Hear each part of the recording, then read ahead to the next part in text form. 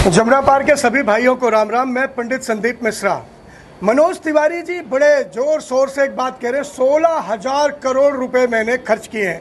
मनोज तिवारी जी, आपको 16,000 करोड़ रुपए में कितने जीरो हैं ये पता है क्या? अगर मैं इसमें से 3-4 जीरो भी हटा दूं तो 16 करोड़ का काम भी मुझे देश इस क्षेत्र में नहीं दिख रहा। आज मेरे करावल नगर की, सोनिया विहार की, बुराड़ी की सड़कें इस हाल में है, इस दुर्गति में है कि यूपी और बिहार भी उनसे आगे निकलता जा रहा है। मनोज तिवारी जी, करावल नगर में, इस पूर्वी दिल्ली में, जमुना पार में आप मिलते कहाँ हो? आपका घर, आपका ठिकाना, आपका पता कहाँ है? बता सकते हैं क्या?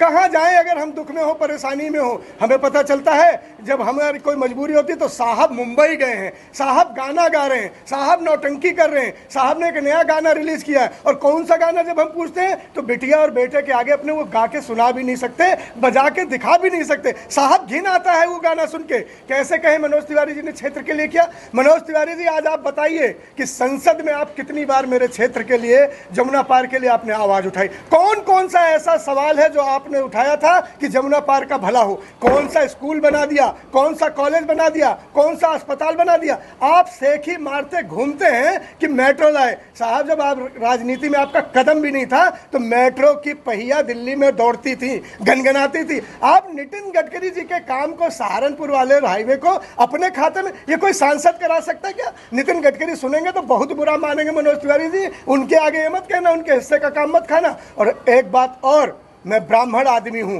ब्राह्मण का बच्चा हूं। पूरे करावल नगर और जमुना पार में 90% की आबादी है हमारी। हम कैसे कह दें शान से, हम कैसे कह दें सम्मान से, जब हमारे रिश्तेदार आते हैं और हमारे घर के बगल कूड़े के ढेर को देख के, गंदगी के अंबार को देख कर हमारे ऊपर थूक के चले जाते हैं कि तुमसे अच्छे तो हम यूपी वाले ही है। मनोज तिवारी जी, कुछ तो सच बोलो, कुछ तो शर्म करो। इस विधानसभा को, इस लोकसभा को हमें चाहिए था फुल टाइम एमपी।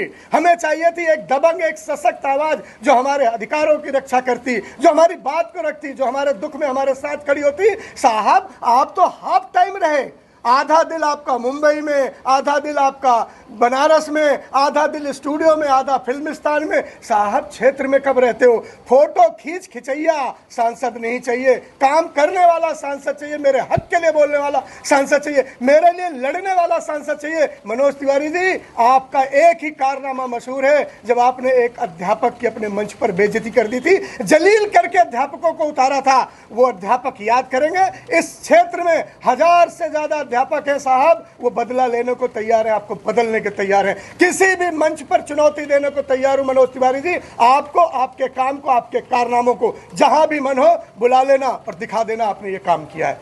जमुना पार के दोस्तों, उम्मीद है आप भी आंखें खोलेंगे, जानेंगे, समझेंगे और पूछेंगे मनोज तिवारी से, भैया क्यों दें आपको वोट।